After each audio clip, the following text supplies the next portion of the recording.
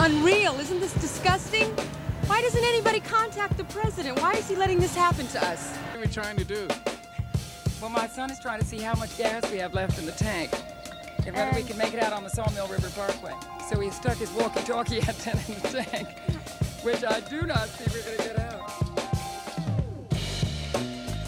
네, 안녕하세요. 소설 크게입니다. 어제 또 이 파월 아저씨가 등판을 하면서 주식시장에 한번 피바람이 몰아쳤죠. 나스닥, S&P 할 것 없이 전부 다 떨어졌습니다. 요즘엔 이 아저씨 보는 게 무서워요. 좀 안 나오면 좋겠어. 사실 TV 그냥 방송 금지 뭐 이런 거 출연 금지 이런 거 좀 시켰으면 좋겠는데 이 아저씨 나올 때마다 주식이 하락을 하는 거예요. 왜냐면 계속 나와가지고 긴축 얘기만 하니까. 이 아저씨가 딱 나오는 날은 어때요? 자, 나스닥 3.36% 또 떨어졌습니다. 이게 월봉이긴 한데 이 아저씨가 딱 때 분위기 좋았어요. 이때 분위기 좋다가 갑자기 또 파월 아저씨 나오자마자 이렇게 되는 거예요. 그리고 이때 그나마 조금 살아날까 말까 하는데 또 파월 아저씨 등판하자마자 이제 바로 음봉 깔아 내리는 거죠. S&P도 마찬가지. 근데 지금 기준금리가 많이 올라가고 있을 때는 나스닥이 특히 타격을 많이 받습니다. 나스닥이 타격을 많이 받는 이유 중에 하나는 자, 나스닥에 올라가 있는 종목들은 거의 다 미래 성장성을 담보하는 기업들이란 말이죠. 지금 당장의 수익이 없어도 매출이나 이익이 적어도 미래에 많이 벌 거야 하는 기대 심리가 있는데 금리가 높아지면 그 기업들이 자금 조달할 때도 힘들고 또 미래의 어떤 현금 흐름이라는 걸 현재같이 지금으로 당겨오는 그 할인율이 높아진단 말이죠. 그래서 나스닥이 특히 심각한 타격을 받습니다. 그 아저씨 딱 나오고 나서 또 나스닥이 하락을 하기 시작했죠. 저희는 그 아저씨가 나오는 걸 꽤 자주 봐야 돼요. 제뉴얼이 그러니까 2020년에 보면 FOMC 미팅 스케줄이 있었습니다. 제뉴얼이 마치, 메이, 준, 줄라이, september, november, december 이렇게 다 자주 나오는 거예요. 이 사람이 나와가지고 FOMC 회의 한번 하고 기자회견 하는데 기자회견 하면서 질의응답을 하면서 우리는 우리 말을 좀 믿어줬으면 좋겠다. 우리는 진짜 인플레이션 잡고 싶어. 우리는 인플레이션 2%에 맞춰가지고 끝까지 진행할 거야 라고 계속 말을 하는 거죠. 그러니까 그전에는 투자자들이랑 막 시장에서 야, 안 믿어. 네 말 누가 믿냐. 너 맨날 거짓말 하잖아. 2023년까지 원래 제로금리 유지하기로 했었잖아. 근데 너 말도 안 지켰잖아. 그것도 안 지켰는데 우리가 네 말을 어떻게 믿어? 라고 하면서 처음엔 안 믿었는데 파월이 제발 좀 믿어줘. 너희 진짜 그러다 죽는다. 큰일 난다. 집 살 사람 다 밀어. 막 그때 집도 사지 말라고 했어요. 왜냐면 주택가격을 잡아야 주택가격의 인플레이션 그 월세 가격을 잡으면서 얘네가 인플레이션을 잡을 수 있단 말이죠. 미국에는 인플레이션 그 통계에 주택가격과 관련된 그 월세 뭐 이런 게 들어간다고 하더라고요. 그거를 잡을 수 있으니까 파월이 제발 내 말 한 번만 믿어줘 제발 하면서 쭉쭉 금리를 올리기 시작했죠. 그러니까 기준금리를 진짜 올리니까 투자자들 진짜인가 큰일 났다 하면서 던지기 시작한 게 이렇게 된 거예요. 이제 그래서 이 사단이 난 거고 저는 그 말을 안 믿었고 안 믿다 보니까 저도 이제 여러분들처럼 같이 눈물을 흘리고 있는데 여러분들도 이제 저분의 얼굴을 더 이상 보기 싫겠지만 저분은 또 2023년에도 저희한테 늘 다가오게 되어 있습니다.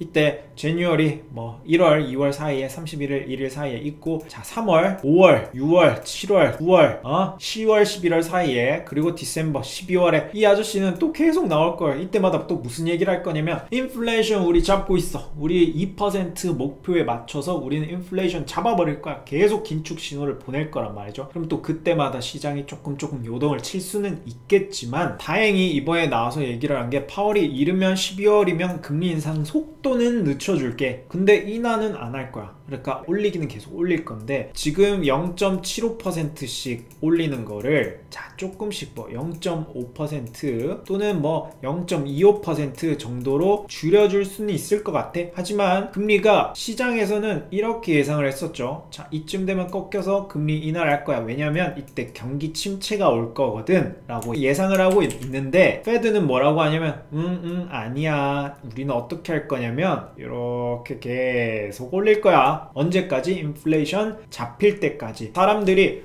이게 아닌데 꺾여 내려올 건데 라고 하는데 아니야 라고 하니까 계속 이때 다시 올라가고 시장의 기대가 떨어지다가 다시 올라가고 이런 식으로 되는 거예요. 채권 시장이나 주식 시장이나 전부 다 지금 자꾸 쇼크가 오는 게 파월 의장이 나와서 얘기할 때마다 쇼크가 오는 게 시장의 기대와 전혀 다른 얘기를 자꾸 하니까 시장이 자꾸 놀라는 것 같아요. 이번에 나와서도 이렇게 얘기를 했습니다. 자, 금리 속도 조절은 언급했어. 근데 금리 인하 전환 고려는 매우 시기상조다. 그래서 매파적인 면모를 보였고, 다음 FOMC나 또 그 다음 FOMC 회의에서 우리가 속도 조절을 할 수도 있어요. 하지만 사람들이 어디에 더 주목을 했냐면, 우리가 4.6%까지 올릴 거라고 투자자들이 예상을 하고 있었는데, 생각해보니까 저 사람 얘기를 하는 거 보니까 그게 아니고 5% 넘어갈 것 같아. 쫄리는 거예요.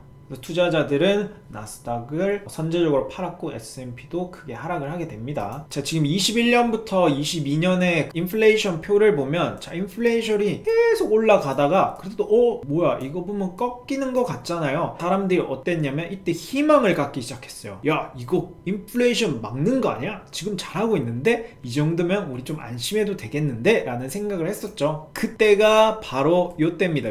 요때 이제 야, 이거 끝났다, 인플레이션 잡기 시작했다 라고 생각을 했는데, 파월이 나와서 응, 아니야, 그건 네 생각이고 라고 하면서 이렇게 된 거였죠. 인플레이션이 좀 꺾이고 있는 거는 맞아요. 꺾이고 있는데 파월이 절대 굴복을 하지 않고 있죠. 우리 말 끝까지 믿어줘. 우리는 인플레이션 목표치 2%야. 왜 이런 말을 하냐면 1965년 70년대 이렇게 가면서 인플레이션이 쭉 높아졌어요. 쭉 높아지다가 75년에 좀 잡히는 것 같아요. 근데 79년 80년 되면서 다시 튀어오르죠, 인플레이션이. 그래서 파월이 조금 잡히는 것 같지만 우리는 속도 늦출 일이 없어. 우리는 계속 달릴 거야. 왜? 이때 반복이 될 수도 있거든요. 1980년대 인플레이션이 이만큼 치솟아 오르면서 폴 볼커라는, 우리 이제 다 들어봤죠, 그 사람 이름은. 그 사람이 등판을 하면서 기준금리를 20%까지 올려버립니다. 그러니까 폭삭 주저앉아 버리죠. 인플레이션을 그렇게 잡았는데 그때 완전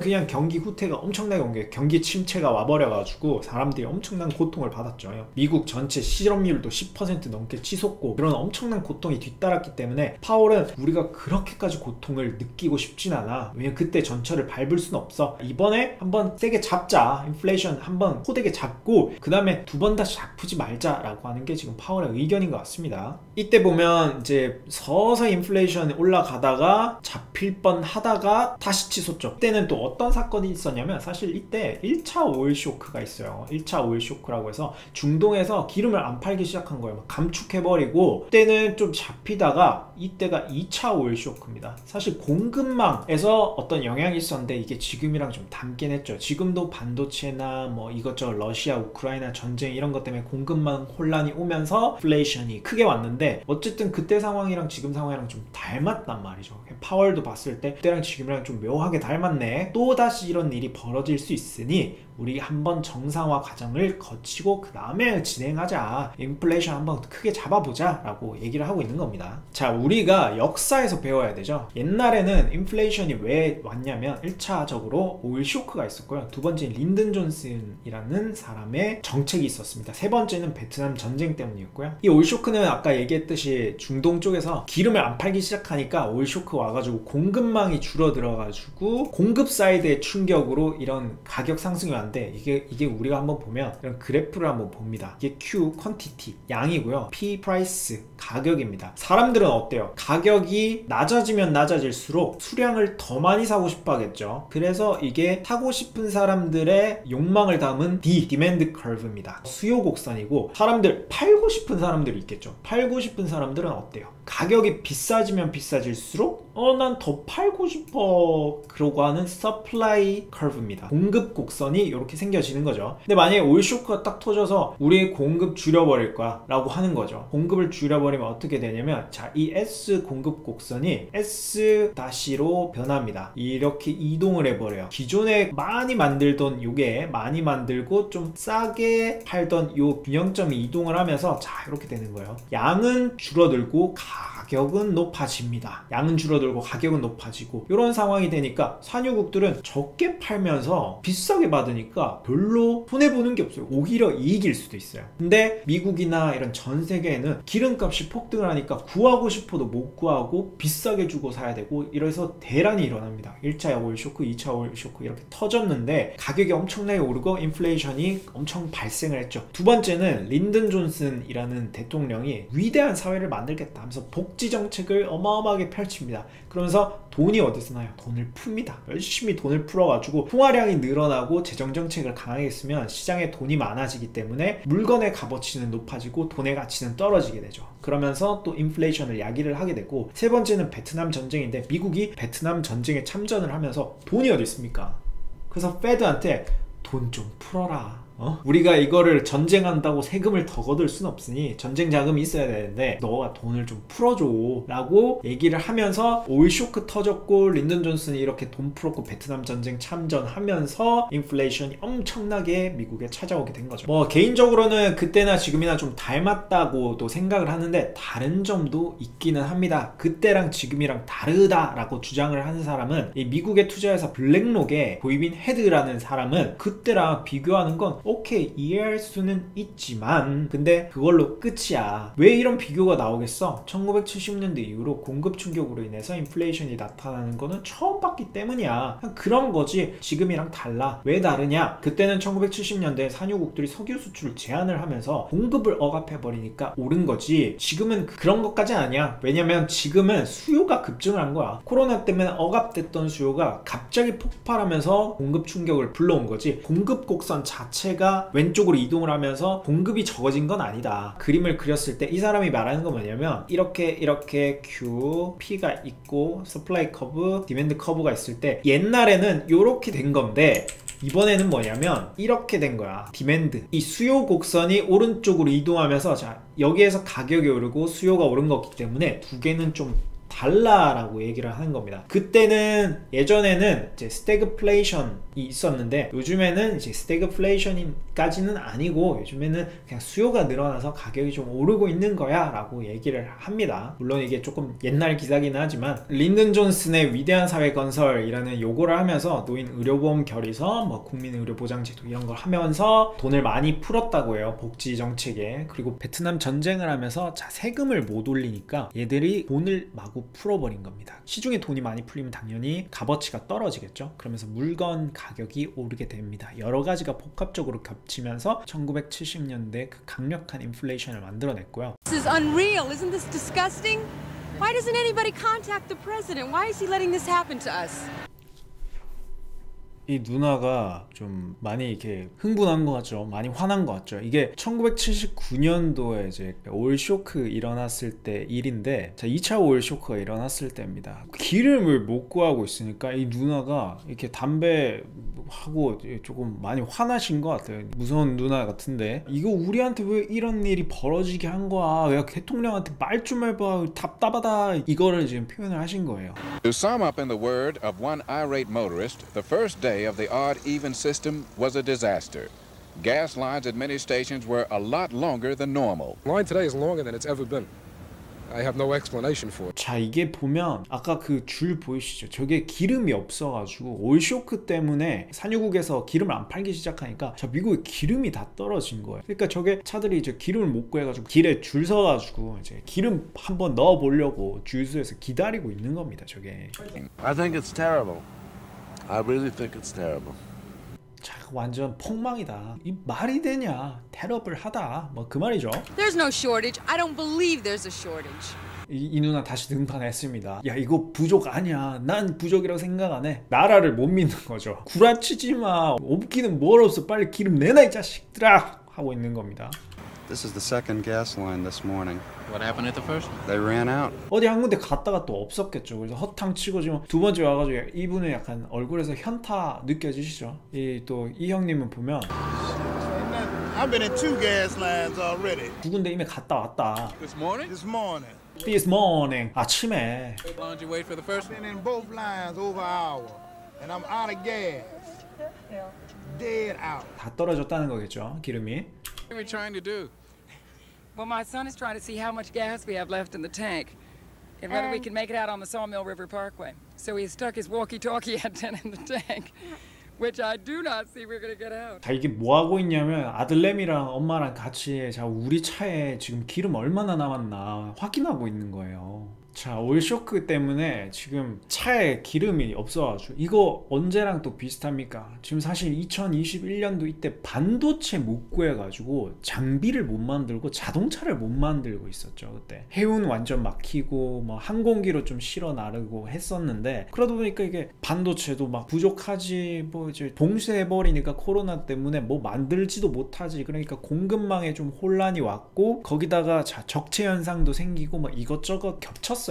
수요는 한순간에 늘어났는데 뭐 자동차나 뭐 이런 거 코로나 맨 처음에 터졌을 때만 해도 문을 셧다운을 하면서 공장이 잘 안 돌아갔는데 오히려 막 돈을 확 풀어버리니까 막 사람들이 막 이것저것 살려고 했단 말이죠. 공급은 조금 줄어들면서 수요가 갑자기 폭증해서 반도체 엄청나게 부족해졌었습니다. 뭐 주식도 많이 오르지, 부동산도 많이 오르지, 코인도 오르지 하니까 막 부자 됐다는 느낌도 나는데, 그럼 참 뭐부터 바꾸겠어요? 차부터 바꾸지. 많은 사람들이 막 이것저것 가전제품도 사고 집에서 수업 들어야 되니까 막 이것저것 사다 보니까 막 반도체부터 시작해가지고 가격이 막 엄청나게 튀어오르기 시작합니다. 그 인플레이션이 현지까지 왔고 페드가 이걸 막으려고 하는 거죠. 근데 이 시절 보면 비슷해요. 지금도 막 차가 기름 없어가지고 막 그러진 않지만 B2B 공급망에서는 사람들이 되게 반도체 5배 가격, 10배 가격까지 주면서 막 구하려고 했었거든요. 그런 게 좀 닮아 있긴 합니다. Everyone is talking about inflation. Inflation.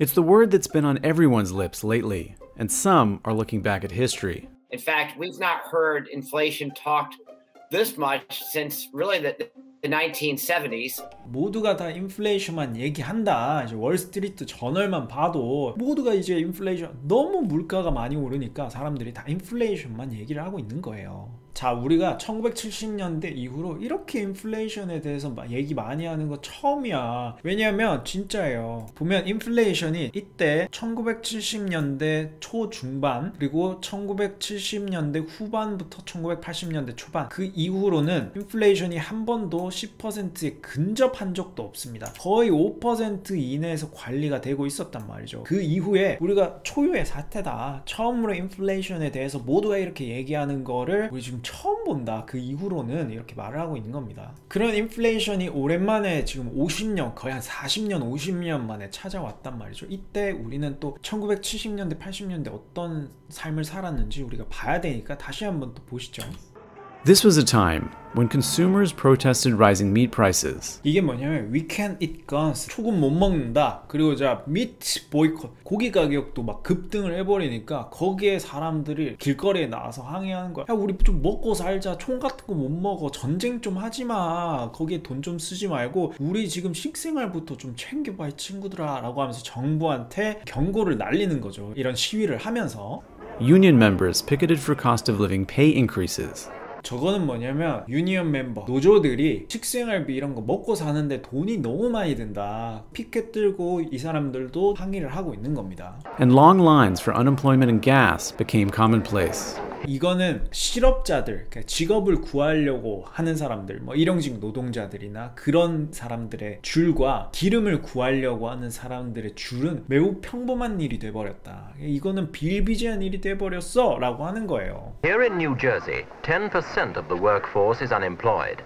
Across the nation, the average is 8%. 뉴저지에는 10%의 실업률이 발생을 했고 미국 전체에서는 8%의 실업률이다. 저런 줄들을 보면서 저게 1970년대, 80년대 엄청난 그런 일이었는데 저 정도의 인플레이션이 발생을 하고 기준금리를 막 20%까지 올리잖아요. 그러면 사람들이 투자를 하려고 하는 게 줄어들고 부동산 가격 폭락하고 주식도 폭락하니까 사람들이 기업도 투자를 안 하려고 하고 오히려 막 기업도 무너지고 금융기관도 무너지고 이런 식으로 도미노 현상이 발생을 하면 당연히 길에는 실업자가 또 넘쳐나겠죠. 저렇게 되니까 사람들이 이제는 페드한테 또 경고를 하는 거예요. 너가 지금 이 정도로 또 너무 세게 잡아버리면 곧 인플레이션이 잡힐 수도 있는데 너 저렇게 하면 너무 심한 거 아니야? 저렇게 될 수도 있어. 1970년대 80년대처럼 될 수도 있어 라고 하면서 조금 이제 긴축을 늦추라고 하는데 페드는 뭐라고 하냐면 야, 지금 우리처럼 이렇게 강하게 안 하면 1970년 초중반에 너희 인플레이션 못 잡은 거 봤지? 그러면 다시 인플레이션 더 큰 거 온다? 더 큰 거 오면 우리 큰일 나. 정말 큰일 나기 때문에 지금 조금 아픔을 감수해도 경기 침체를 조금 맞이할 수 있더라도 우리는 그걸 감수하고 인플레이션을 잡기 위해서 기준금리를 좀 올리겠다는 거예요. 이게 어떻게 될지는 사실 잘 모르겠습니다. 미래에 진짜 인플레이션이 엄청 세져가지고 금리도 막 10% 올라갈지 아니면 이쯤에서 어느 정도 물가가 잡히면서 경제가 정상화될지는 저도 잘 모르겠습니다만 우리는 그걸 예측할 필요는 없습니다. 그거는 뮤추얼 펀드 쪽에서 굉장히 유명한 피터 린치라는 사람이 이런 말을 했었죠. And first of all, they try and predict the stock market.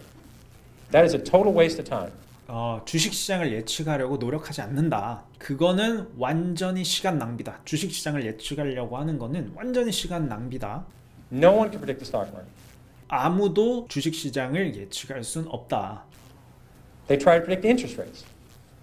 그리고 사람들은 다 금리를 예측하려고 한다. I mean, this is if anybody predict interest rates right 3 times in a row, they'd be a billionaire. 금리를 3번 정도 예측을 할 수 있다면 그 사람들은 억만장자가 될 수 있다. Considering there's not that many billionaires on the planet. 근데 이 지구상에 그런 억만장자가 많지 않은 걸 보면 There can't be that many people who can predict interest rates because there'd be lots of billionaires. 금리를 예측할 수 있는 사람이 그렇게 많지 않다. 그랬으면 억만장자가 많았겠지. And no one can predict the economy. 자, 아무도 경제를 예측할 수도 없다. A lot of people in this room were around in 1981 and 82 when we had a 20% prime rate with double-digit inflation, double-digit unemployment. 이 말이 뭐냐면 그때도 아무도 예측을 할 수 없었단 말이죠. 그러니까 앞으로도 뭐냐 2023년 2024년 예측을 하는 게 참 무의미하긴 합니다. 2021년 막 이때까지만 해도 사실 페드 파월 의장이 2023년까지 인플레이션은 일시적이기 때문에 우린 2023년까지 제로 금리를 유지하겠습니다 라고 했었는데 저 지금 봐요. 완전히 말을 바꿨죠. 알 수가 없어요. 그러니까 단기적으로는 좀 알 수가 있지만은 불과 한 3개월 4개월 정도는 알 수 있지만 장기적으로 1년 2년 뒤에 금리나 인플레이션 같은 건 도저히 예측할 수가 없다. 사람이 인플레이션을 예측한다거나 그런 거는 보세요. 페드 의장도 못하는 거를 우리 같은 개인이 이런 거 유튜브 보면서 예측할 수 있겠습니까? 유튜브에서 알려주는 누가 어떻게 된다, 인플레이션의 시대가 도래한다 뭐 이런 거를 안다고 해서 우리가 투자에 사용을 할 수가 없단 말이죠. 그게 맞는지 틀리는지도 모르는데 전 세계에서 가장 많은 정보가 모인다는 그